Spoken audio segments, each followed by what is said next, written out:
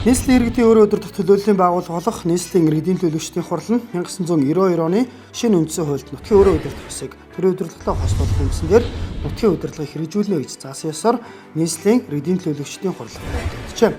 За энэ үеэс эхлэн төрийн эрх барих чиг үүрэгтэй удирдлагын арга хэлбэр өөрчлөгдөж нутгийн өөрөө удирдах ёсны дагуу иргэдийн өөрсдийнх нь байгууллагаар солигдсон иргэдээсээ 72 төлөөлөгч сонгогдож байжээ. За улмаар 1992-оос 2008 он хүртэл 40 төлөөлөгч, 2008 оноос өнөө хүртэл 45 төлөөлөгч иргэдээсээ сонгогдсон нийслэл хотынхоо хөгжил дэвшлийн төлөө, нийслэлчүүдийн сайн сайхан амьдралын төлөө хамтын шийдвэр гарган ажиллаж байна. За 2016-аас 2020 онд нийслэлийн иргэдийн төлөөлөгчдийн хурал 53 удаагийн нэгдсэн хуралдааны зохион байгуулан нийслэлчүүдийн ажил амьдралтай холбоотой чухал тогтоол шийдвэрүүдийг гарган ажиллажээ. Тухайлбал ногоон байгууламж цэцэрлэгжилтийн мастер төлөвлөгөөг 21 дурав 5 дугаар тогтоолоор батлуулснаар Улаанбаатар хот анх удаага ногоон байгууламж цэцэрлэгжүүлэлтийн 2030 он хүртэлх дунд хугацааны бодлогын баримт бичигтэй болсон юм а. Улаанбаатар хотын төрх хувийн хвшлийн түншлэл дэд хөтөлбөр, энгийн хонх эдийг цэвэрлэх, ангилах, цуглуулах, тээвэрлэх, дахин боловсруулах, сэргээн ашиглах, устгах, за мөн бужлах журам. За нийслэлийн авто замын сүлжээний баруун бүс хөгжлийн хөтөлбөр хүн Улаанбаатар хотын тулгамдсан асуудлыг шийдвэрлэхээр нийслэлийн агарын бохирдлыг бууруулах мастер төлөвлөгөө боловсруулан батлаж тухай бүрт нь хяналт тавь ажиллажээ. Улаанбаатар хот өнгөрсөн онд агарын бохирдлоо 55%-аар бууруулж чадсан билээ. Түүнчлэн Улаанбаатар хотын иргэдийн амьдралын чадхыг сайжруулахын тулд нийслэлийн жижиг дунд үйлдвэрлэлийг хөгжүүлэх сангийн журмыг баталсан байна. Мөн нийслэлийн өмнө тулгамдсан томоохон бэрхшээл болох орчны аюулгүй байдлыг сайжруулах, замын хөдөлгөөний ачааллыг бууруулах зорилгоор Сүхбаатар дүүргийн нутаг дэвсгэрдэх барилгын материалын зах худалдааны төвийн үе шаттай нүүлгэн шилжүүлэх асуудлыг судлах ажлын хэсгийг байгуулж налах дүүргэх барилгын материалын үйлдвэр технологийн паркийн үйл ажиллагааг эхлүүлээд байна. Түүнчлэн Улаанбаатар хот 60 жилийн дараа гүүрэн байгууламжаа зохицоор нь шилжиж чадлаа. За мөн нийслэл хотын захын гэр хорооллын иргэдийн ая тухтай амьдрах орчин нөхцөлийг сайжруулах зорилгоор 6 байршил дэд төв байгуулах ажлыг эхлүүлснээр Баян шүү, Сэлэв дэд төв, Онгораад ашиглалтанд орох юм а. За нийслэлийн иргэдийн төлөөлөгчдийн хурал өнгөрсөн 4 жилийн хугацаанд хотын хөгжил, шинжилгээ ухаан технологи 2017-оос эдвэт олон улсын баг хурал Улаанбаатар хотын агарын бохирдлыг бууруулах ажлын хүрээнд засгийн газрын 62 дугаар тогтоолыг хэрэгжүүлэхтэй холбоотой бүх нийтийн сонсгол, за Улаанбаатар эдийн засгийн форум, ухаалаг Улаанбаатарын ишиг загвар боловсруулах зэрэг бодлогын чанартай томоохон он практикийн хурал зөвлөгөөнийг зохион байгуулж, эдгээрээс гарсан санал зөвлөмжийг тунхаглалыг за нийслэл хотын хэдийн хөгжлийн бодлого өдөр тутмын үйл ажиллагаанд тусан ажиллаж байна.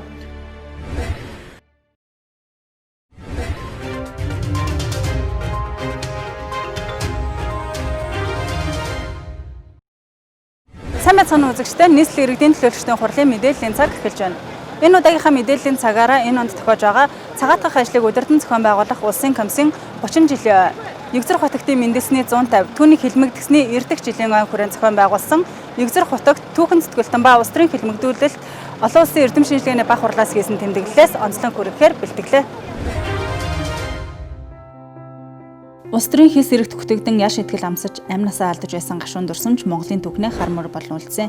Тэртээ 1920 оноос эхэлтэй хэмээн үздэг улс төрийн хилмигдүүлэлтийн үеэр 37 мянган гаруй хүнийг баривчлан шийтгэснээс 27720-нд буудуулж амнасаа алджээ. Тэдний нэг нь өөр Монголын олон хошуудыг Монгол улсдаа дагаар оруулах хэргийг явуулж хил хязгаарыг Хятадаас сахин сэргийлэн сууж байсан түүхэн хүмүүн Егзэр хотогт Жамсран Жавын галсан даш юм а. Түүхийн хуудснаа хар мөр үлдээсэн хилмигдүүлэлтийг хойч үедээ сургамж болгох, хилмигдэхстийн дурсгалыг хүндэтгэх өдрийг жил бүрийн 9-р сар тэмдэглэдэг. Энэ хүрээнд энэ жил Егзэр хотогт түүхэн зүтгэлтэн ба улс төрийн хилмигдүүлэлт олон улсын эрдэм шинжилгээний баг хурлыг хангаар дордонд өнгөрсөн 7 хоногт зохион байгууллаа. Монголын зүүн хязгаарын сайд Егзэр хотогт галсан дашийг хилмигдүүлж байсан түүх, хотогтын намтар улс төр шашны үйл ажиллагааны талаар хэрэлцүүлэг өрнүүлсэн юм а. Жилүүдэд мартагдах эсгүй түүхэн хүмүүс олноор өртсөн бөгөөд тэдгээрийн нэг болох халахын тамхтай 13 хотогтын нэг Егзэр хотогт Жамсран Жавын галсан дашийн мэндэлсний 150 жил түүний хилмигдсэний 90 жил зориулан хилмигдлийн түүхэн үнэг нийтээр мэдэх судалсан судалгааны ажлуудын талаар сонсохоор өнөөдрийн эрдэм шинжилгээний хурлыг зохион байгуулж байна. Галсан даш дээдс мэндэлсний 150 жилийн холбоотойгоор улсын хэмжээнд олон ажлуудыг төлөвлөд байгаа. Энэ дотроо бидний хамгийн их хүсэн хүлээж ирсэн үйл ажиллагаа бол өнөөдрийн энэ олон улсын эрдэм шинжилгээний баг хурал байгаамаа. Тэгээ эндээс бид нар юуг хамгийн ихээр хүсч хүлээж байна гэхлээр Егзэр хотогтын талаар энэ хүний бидний дуулж мдээгүй урд өмнө нь сонсогдож байгаагүй ийм сайхан түүхүүдийг бол олонний хүртэл болгоно гэдэгт бол эргэл зэх зөвлөгөөгөр хүлээлт үүсгээд ингээд байж байна. Дээрэс нь хэлэхэд хотогт маань өөрөө Монгол улсаар хязгаарлагдахгүй олон улсад хүлээн зөвшөөрөгдсөн, үнэлэгдсэн ийм хүн юм байна. Ийм учраас энэ хүний талаар бол одоо олон улсад бол судалдаг. Тэр хэмжээгээр өнөөдрийн энэ олон улсын эрдэмтдийн хурал хийх хэмжээнд хүрсэн байна гэж үзэж байна. Уг нь одоо миний тавьж байгаа итгэл бол энэ лам нарыг хоморголох одоо хоморголж устгах энэ үйл ажиллагааг эхэлж ихтэй эрх зүйн орчныг нам төрөөс одоо яаж зохион байгуулж ижих гэсэн ийм сэдвээр би ихтгэл бэлдсэн байгаа. Энэ номод орно л да. Тэгэхээр альва үйл ажиллагаа ингэж явуулахын тулд заавал эрх зүйн орчин гэдэг юмыг одоо заавал зайлшгүй бий болох ёстой гэж төлж хүний хувьд би боддог. Эрх зүйн орчныг зөв зохион байгуулж бий болгосноор тэр үйл ажиллагаа зөв явагдах ёстой. Гэтэл Монголын түүхэнд энэ улс төрийн хэлмэгдлэг гэж хараар бичигдээд байгаа энэ үйл ажиллагаач нөхдөд зэрэг нэгдүгээрт төр засгийн бүтэц зохион байгуулалтанд шууд комитетний нөлөө орсон байлаа гэхэд хоёрдугаарт хууль эрх зүйн орчныг буруу бүрдүүлж тэр хуулийг хэрэглэхдээ бол буруу хэрэгжилж исэн энэ үйл ажиллагаа бол эцсийн үр дүн нь улс төрийн хэлмэгдүүлэлт болсон гэж ингэж харж байгаа юм. Югзур хотод Жамсран жавын галсан дашин халахын тамхтай хотгуудын нэг бөгөөд 1872 онд Югзур хотын хувилгаанаар тодорч 1922 онд хамт цол шавь захирах тамх хүрсэн байна. Тэрээр 1911 оны Монголын үндэсний хувьсгалыг талархан өгтөн авсан бөгөөд Богд хааны зарилгаар 1913 оноос Монголын зүүн өмнө хязгаарын сайдаар томилогдож, Өвөр Монголын олон хошуудыг Монгол улсад дагаар оруулах үйл хэргийг явуулж байжээ. Түүнийг 1930 оны зам баривчлан хорж, Эрдэнэ давгийн хэрэгт холбогдуулан хис хэрэг тулган хуулийн дээд хэмжээгээр шийтгсэн юм. Бүгд найрамдах Монгол ард улсын дээд шүүхийн бүгд хурлын 1990 оны 5 дугаар сарын 18-ны өдрийн 4-р тогтоолоор Югзур хотогдод тулгасан гэмт хэргийг хэрэгсэхгүй болгон цагаатгаж байв. Ажиллагааг ярих юм бол нэлээд эртнээс ярьдаг. Гэхдээ 1990 онд ерөнхийлөгчийн зарилгаар байгуулагдсан комиссийн үйл ажиллагаа гэвэл байнгын үйл ажиллагаатай юм комисс. Комиссийн ажлын алба бол энэ цагаатгал улс төрийн хэлмэгдүүлэлттэй холбоотой асуудлыг хариуцж өнөөдрийн хүртэл ажиллагаа 30 жилдээ болж байгаа. 30 жилийн хооронд бол маш олон зүйлүүд бий болсон, хийсэн. Бид бүхний мэддэг хамгийн ихний жишээ бол хэлмэгдүүлэлтийн өшөө. Энэ бол цагаатгалын комисс байгуулагдсны дараах 1996 онд байгуулагдаж болсон өшөө. Хүн болгоны мэддэг ийм өшөө байх шийдэ. Өөрөөр хэлбэл энэ хэлмэгдүүлэлтийн одоо гашуун үннийг гашуун сургамжийг өнөөдрийн тооч үеийнхэнтэй хүрэх энэ бодиттой зүйл бол энэ өшөө байх шийдэ. Хүний нүдээр мэдэгддэг. За дараачих нь бол 98 оны хууль байгаа. Улс төрийн хэлсээр хэлмэгдсэн цагаатгад нөхөр олгодог хууль. 92 оны үндсэн хуулийн өөрчлөлттэй холбоотой үндсэн хуультай холбоотойгоор одоо салбар хуулиуд бүгдээрээ шинжлэгдсэн. Энийн нэг нь бол манай энэ цагаатгалын хууль байгаа.